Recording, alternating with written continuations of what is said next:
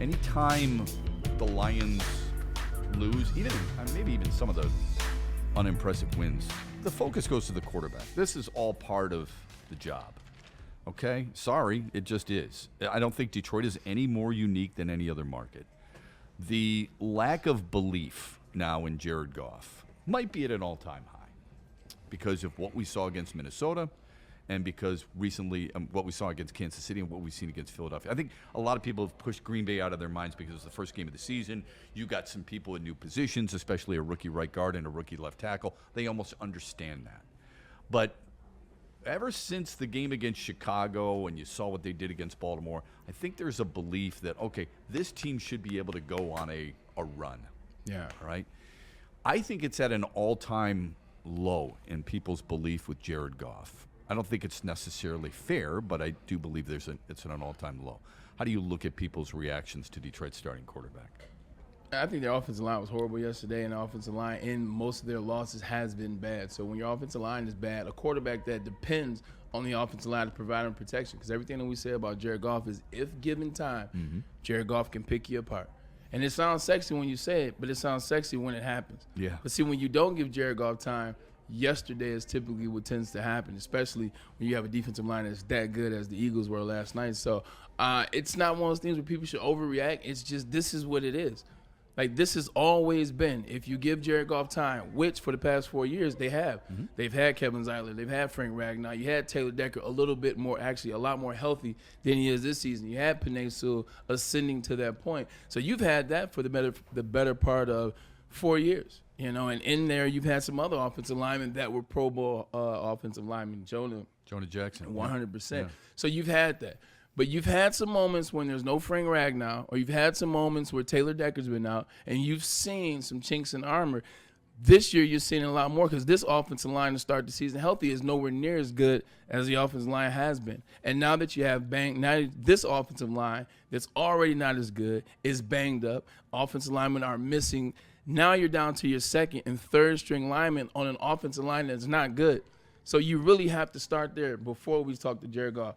Now, Goff's going to be Goff when you don't give him time. He's not going to be able to extend plays. He's not going to be able to get out of the pocket and throw passes down the field like Baker Mayfield, some of these other quarterbacks that can move. Justin Herbert, that can move just enough. Justin Herbert can get out of the pocket. You know, he can get you 12 yards if everybody is committing to the blitz and there's an open spot. That's not what Jared Goff can do. But we know this. We paid him $53 million a year knowing this. So games like last night can't happen, and all of a sudden everybody's like, oh, well, Jared can't do this, he can't do this. Newsflash. Jared Goff has been and always will be who he is. Let's play a little game here, okay? Yeah. I'm going to ask you guys on a scale of 1 to 10, 2 questions about your believability. Ready? Okay. Right. Braylon, believability in the Lions, 1 to 10, where is it?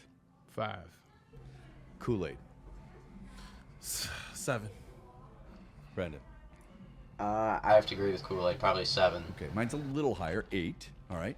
Now, believability in Jared Goff, Kool-Aid. Oh, golly. 6. 6? 6. Brendan? 7 again. Yeah, I would say about 7. Braylon? 5. Okay. I believe in them equally because they're connected. Yeah. Okay.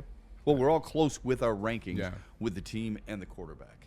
Yeah. Gosh, this is a great exercise. Yeah, I wonder where that would have been after last week. Now, in fairness to him, he said right away, he's like, be careful. Don't read too much into this win over a bad Washington defense. Much like what's going to happen this coming week coming up. We know what's going to happen. They're going to play the New York Giants, who also have a really good defensive line. They have a really good D front four, all first-round draft picks. But they're going to beat the Giants, and then it's going to come back, just like they beat the Commanders, and then it's going to come back. It's not about winning for me that changes the narrative. It's not about necessarily beating teams in the NFL. Getting a win is always important. It's only 32 teams, so when you get one, celebrate it. It's important.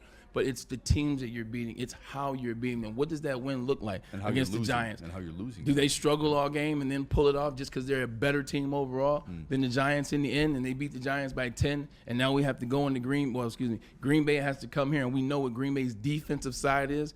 Once again, the offensive side, Yeah. lot of question marks on that side. They have not been the same since Tucker Craft. But that defensive line is just much like the defensive line that we saw last night, and they create problems. Interesting. Mike G says 5. Ease underscore, I think it's JII, 8.5. The question is, what is the belief in the Lions has to do with the playoffs? Obviously, it's the playoffs. What are you going to do in the playoffs? How far are you going to the playoffs? When I'm looking at the playoffs, I'm looking at the teams that are going to be there, correct? Mm-hmm. All right, here we go. The Rams, they're not beating the Rams right now. The Seahawks, they're not beating the Seahawks right now. The Eagles just proved what they could do last night. In the wind blew for both teams yesterday. Right. Jalen Hurts sucked. And Jared Goff sucked. Yeah. So what did you get? Who defense was the best? It seems like the Man, Eagles. Tennessee sucks. Sorry. Every time he says sucks, I think, man, Vanderbilt sucks. Man, Tennessee sucks. Because they do. And also, you stick with the NFC rest, the 49ers.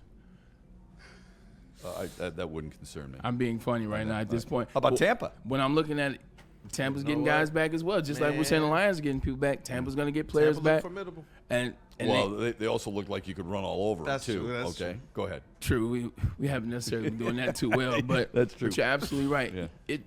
Right now where the Lions are at, I don't have much belief that they can beat those top 3 teams. Now, anybody under that, sure. I hear you. Those top 3 teams, I don't have a belief because that offensive line right now, it's so far in comparison to what they have been. Completely understand. And it's legitimately and this is no knock to the city. Look, I love you guys. I want the Lions to do as well as you do. The weapons that we have cannot be the weapons that we have if we cannot get protection up front. It's the same thing that we said when they lost to the Vikings. Like, it's the same thing we said against the Chiefs. It's the same thing we said at the beginning of the season, regardless if it was opening night or not, and if we didn't play in the preseason. If you can't protect Jared Goff, if you can't establish the run, Amon-Ra St. Brown does not matter. Play action doesn't mean J-Mo squat last speed night. does not matter. The play None of action, that matters. None of it mattered. None of it mattered Nah. because you couldn't establish it. And look, just because we admit there's a flaw or we want to be proven a little bit more right doesn't mean you're a hater and doesn't mean you can't stand a team. We love our teams, okay? Love the Wings, love the Pistons, love the Tigers, love the Lions, love them all. It doesn't mean you can't bring out, well, you know what, I would like to be proven a little bit more than what I've been proven right now. Nobody necessarily bought in the Wings right away on a 5-game winning streak. We liked the way they were playing. I love the Pistons. I love Cade Cunningham. I'm glad he's got his own shoe. J.B. Bickerstaff, I said from day one, is the best coach for this team at this time. I think Trajan Langdon's the real deal. I think Jalen Duren is going to be a star in this league. Cade Cunningham's already a superstar. But just because I'm saying, I'd like to see him play a couple of other teams before I get caught up in it, it's okay. It doesn't mean you're a hater. It just means you want something a little bit more. Same thing with the Lions. I don't want. Let's not play the go-back game, but let's go back for a second. Okay. Let's play. The thing that pisses me off so much in terms of watching the Lions so far this season as it just relates to the offensive line is this was a kind of like we knew all of this in January. You knew all this in January. You knew who was leaving. You knew who was retiring. You knew who you weren't going to pay. Like, did they know Zeitler? I don't think they knew Zeitler was retiring in January. Well, Okay, it came a little bit closer to they training should have paid him. You talking about Ragnow? Ragnow. I'm sorry. Ragnow. Ragnow. Yeah, I apologize. Yeah, Yeah, Ragnow, and then Zeitler was he got signed for $9 million, I believe, in Tennessee. And they should have paid that $9 million because going back to this, and this is why I say let's go back to February then. Like once you knew it had hit the fan, what has the Lions been best at? You brought it up. It's offensive line, and they've known that since they drafted Penei Sewell when we thought we already had a good offensive line. Yo, you know, we'll get Penei Sewell. Why are you going to get Penei Sewell? You can get Jamar Jefferson and spit on somebody, or you can get, or Jamar Chase is what I mean. You can get Jamar Chase, or you can get Micah Parsons. They went with an offensive lineman, even though they pretty much had a pretty good unit. Yeah. They stacked the unit. The unit becomes one of the best in the NFL. You pay a quarterback based off this offensive line being that good, and the running game takes off. The play action takes off to the point where Jared Goff becomes the best play action quarterback in the game. You know this is how you win. And in February of this year, you decided to say, no thank you to paying the guy last year that was phenomenal in Kevin Zeitler. You don't go pay a center to back up Frank Ragnow. You decide to, we'll just move a guy into that spot. You can't just move a guy into that spot. You had the best offensive line in the last 4 years, you and the Eagles. And if you want to give it to the Eagles, fine. You had the number 2 offensive line in the last 4 or 5 years. You can't just move a guy. Hey, you move here. Hey, we'll just draft this guy from Georgia and maybe make him a center, maybe make him a guard. You can't play that game. In fairness, Glasgow has played there before. Okay, True. with the Lions. But to your point, remember, they But- started Ratledge there. But it was like, yo, And Glasgow we was the need right to guard. spare Frank. Yeah. It's like, hey, we need to spare Frank Yeah. against the Saints. We'll beat the Saints. We'll be fine. Or insert team here. It's not, hey, this is the permanent move. Hey, this is the new starting spot. Like, this has been your nucleus. This has been your nucleus. So originally what I thought was, Yeah. okay, if you're going to try Ratledge at center, okay, and it was only a couple of days, I think. But if you're going to start him there and you want Mahogany to be your left guard, that means to me, Graham Glasgow's either A, your right guard, or B, he would be your backup guy if you had a more legitimate guy there at the right guard spot. If you had re-signed Zeitler, and I don't know what that would have done to their financial ramifications, but let's face it, they've got a lot of money since the trade deadline. They had a lot of money, the fourth most, I believe, in the NFL. They've obviously re-upped with Aiden Hutchinson or extended Aiden Hutchinson. It's 1 year, man. Okay, Yeah. it's 1 year. Zeitler was your right guard.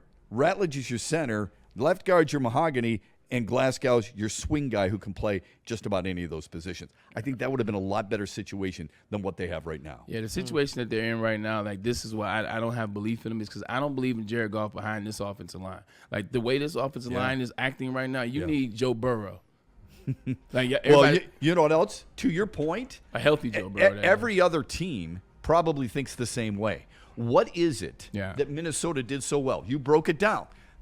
They just feasted on the A-gap, didn't they? 100% Okay. stayed there. What did Philly do? They took away the short passes, like you said. In other words, they knew that Detroit's method of operandi was, we've got to get the ball out quickly because our offensive line cannot sustain blocks. They played right into their hands of Philadelphia's defense. And their weapon to counteract that. That they can get on the outside where they don't have to throw in the middle of the field and you can't knock the pass down. Guess what? He's on the IR right now, and that's Sam Laporta. Right. Sam Laporta is the guy that you can get to on the outside. He can beat man coverage. He can beat safeties as well as linebackers. He gives you open windows and space to get him the ball. Like Brock Wright, look, respect. He's not Sam Laporta. He's not Sam Laporta, and you saw that last night. So when you don't have Sam Laporta to help in that, it takes even more from this offensive line. Yeah, somebody had said name some Chicago Bears offensive linemen, and look at they're 7-3 to lead the way.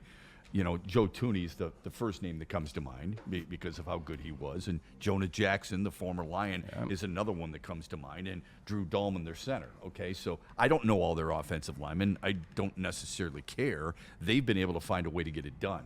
Hold on. And I think that's the really hard part for Detroiters too. The hard part is that you've got a Chicago Bears team that has now won, 4 in a row, and suddenly they're on top of the division, and it pains us. It pains me too. Stop doing that, Detroit fans. Like, we're talking about the Detroit Lions. Stop bringing up another team. They're 7-3 since you want to bring them up. They're ahead of you. Yeah. Like, why are we bringing up the Chicago Bears right now? Well, name their linemen. He just named 3 of them. Guess what? They brought them all in the offseason. And they paid all of them to help their young quarterback out. They said, you know what? In order to be better, we got to help Caleb Williams. We got to protect him, give him some sense of comfortability. They went out and got 3 guys and paid that bread. Yeah. And Darnell Wright on the right tackle side, did you see what he did to Bosa, Max Crosby, and others this year? He is dominating these defensive ends. So go do your homework. He's a big man, 58. He picked up somebody last week with one hand and slammed him down. It went viral. Going in. It went viral. Like, relax. We talking about your team and what we don't have. We're not talking about them and what they actually do have.